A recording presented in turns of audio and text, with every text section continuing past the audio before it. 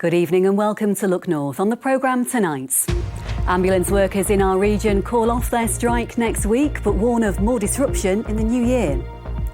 We'll hear from Leeds presenter George Webster, who'll be dancing across our screens on Christmas Day. And the Pay As You Feel panto that's offering everyone the chance to enjoy some festive fun. And it's been a pretty wet day today, but it's looking dry and bright into Christmas Eve. I'll have the full forecast.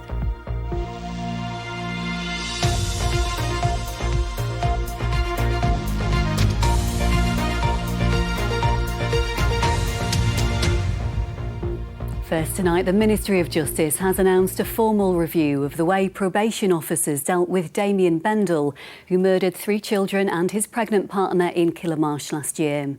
The 32-year-old was serving a suspended sentence for arson when he killed his 4 victims. He was given several whole-life prison terms earlier this week, with prosecutors describing his crimes as barbaric. A strike by ambulance workers in our region next week has been called off after what the GMB union described as amazing public support for its walkout earlier this week. However, there are warnings about further disruption on the 11th of January if there's no progress in the dispute with the government. Today's announcement comes as nurses say they'll step up their action in the new year and postal staff, railway workers and border force officials walkouts. Phil Bodmer reports. Following a meeting of GMB National Ambulance Committee members on Thursday the 22nd of December, it has been decided to suspend the planned strike action on Wednesday the 28th of December. On a rain-soaked morning in Sheffield, a metaphorical ray of sunlight amid the current industrial gloom, as the GMB union said it would suspend strike action by ambulance workers next week. So why the change of heart?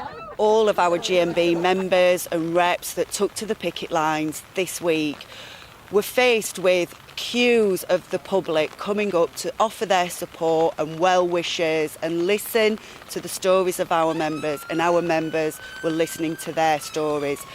And as a thank you to them, we have decided to suspend the action that we had scheduled for the 28th of December. But as the GMB was calling off its strike next week, the Royal College of Nursing was announcing further walkouts on the 18th and 19th of January. Border Force, Royal Mail staff, National Highways and railway workers are also taking action over a variety of issues, including pay, pensions, jobs and working conditions. Unions representing ambulance staff are urging the government to keep talking.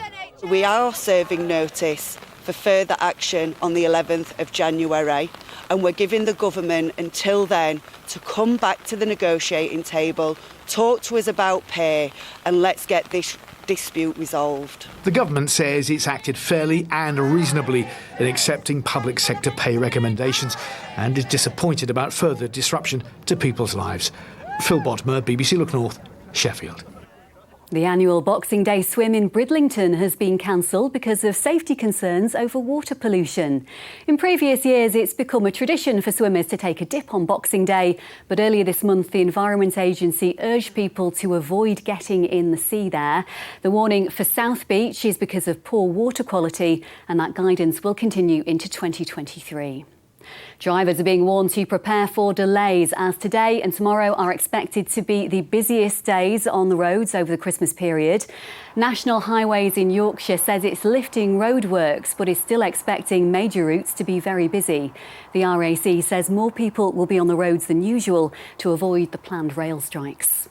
We actually expect around about 40% of all getaway trips by car to take place on Friday and on Christmas Eve itself. So people kind of cramming those journeys into a relatively short space of time at the end of obviously a kind of normal working week for many people. The main advice we can give to people is get away as early as you can. You want to avoid travelling in the middle of the day if you can. A woman from Bradford will be making her debut on Radio 1 this Christmas. Betty Douglas moved from Bradford to London to pursue her dream of becoming a radio presenter. She has spina bifida and will be one of the first presenters with a disability to appear on Radio 1. You can hear her on the 26th and 27th of December. Growing up, I I didn't have any role models within media who had disabilities and who spoke about it. This will be a moment for broadcasting and for the media to show that disabled people are completely fully fledged human beings who are funny and sexy and interesting and clever. And Betty isn't the only one taking over Radio 1 this Christmas. Our very own Abby Dewhurst will be hitting the airwaves on New Year's Day. She'll be talking life hacks and taking you through the first look at the official chart show. Now, with just one more shopping day left before Christmas, cities like York are enjoying one of their busiest times of the year. But for 2 York shops that sell festive decorations, Christmas lasts all the year round. Phil Connell has been to find out why, for them, Christmas is a lucrative business no matter the month. Hiya, love. Merry Christmas. It's a festive welcome that greets all customers, even in the middle of summer. At this Christmas shop in York, it's Christmas all year round, though at this time of year, the seasonal cheer moves into a completely different gear. Merry Christmas. It's absolutely manic, but it's absolutely fantastic. The customers are absolutely great. We turn the music up, we get the party really started, and it's just great. Deck the halls with boughs of holly, fa la la la la la la la. The Nutcracker store is one of 2 Christmas shops in York. This shop on Stonegate sells festive decorations all year round as well. But what happens between January and October? Isn't Christmas the very last thing on people's minds? For some people, yes. Some people do come in and say, I can't believe I'm in a Christmas shop in the middle of summer. But they still enjoy looking round. And when you get to December, haven't you all lost that Christmas spirit? Aren't you all a bit fed up of being jolly and festive? Not at all. No, we love it. It's bringing the Christmas magic to everybody. Hello, love. Merry Christmas. When we say Merry Christmas, they look at you a bit silly, you know. Why are you saying that in June, July? But if we don't say that now to customers, we feel as though we're saying something wrong. We're missing something. So we've got to say it whatever month it is. But what about those shopping for Christmas decorations today? Fine in December, but in June, July and August, would Christmas be even on their radar? Any time of the year, it is fantastic. I love the lights, the glitter, the smell. It's just the ambience that carries you through. Looking at Christmas things in the summer, it's fun and it's interesting, and I think there's always a bargain. So a special time of year for 2 special shops, magical places where people, it seems, never get tired of Christmas. Phil Connell, BBC Look North, York. Now, with a little Christmas magic, a pantomime popped up in Kettlewell today. The Upper Wharfdale village played host to a production of Cinderella, with the emphasis firmly on everyone being able to join in the fun. Tom Ingle reports. Here we go. It's what village halls were built for. It really did feel like the whole of Kettlewell had turned out for Cinderella. I feel so lucky to be surrounded by these wonderful people. Crucially, in this retelling by Same Difference Arts, not only should everyone go to the ball, they should all have one too. Panto should be for everyone and theatre should be for everyone. So we just want to make sure that everyone can come to the pantomime, have a really lovely Christmas, join in the fun and have lots of giggles. So we have the familiarisation and the touch tour, which gives the people who are going to attend the chance to see the set, see some of the props, get a see of some of the costumes, get a sense of how the play is going to develop, and they get to know some of the surprises that then might create an environment where for them they might not be able to handle it. So it's just a chance for them to see, experience the show before they get to watch the show in a way then they can relax knowing what's to come. The bear, the stepsister and Cinderella were running around the stage.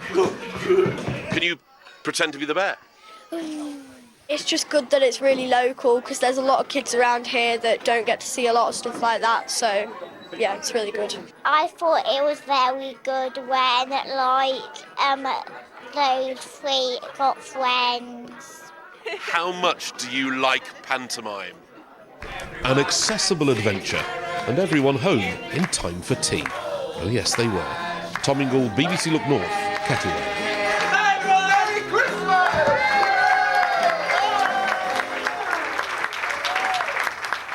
Finally, if you're missing having a bit of Strictly Sparkle on a weekend, I know I certainly am, have no fear because the Christmas special is on the way. Taking part is our very own George Webster, the CBeebies presenter from Leeds. I caught up with him a little earlier on and I asked him how it felt to be taking part. To be taking part in the Christmas special is just a dream come true. Because I remember me and my sister were dancing to the dances whilst it was on the TV when we were kids. And I've always loved the show since. So you're clearly a proper fan of Strictly. What's your favourite dance and why? Well, I'm more than a fan. I'm a mega fan of Strictly. I know lots of past contestants that have been on there.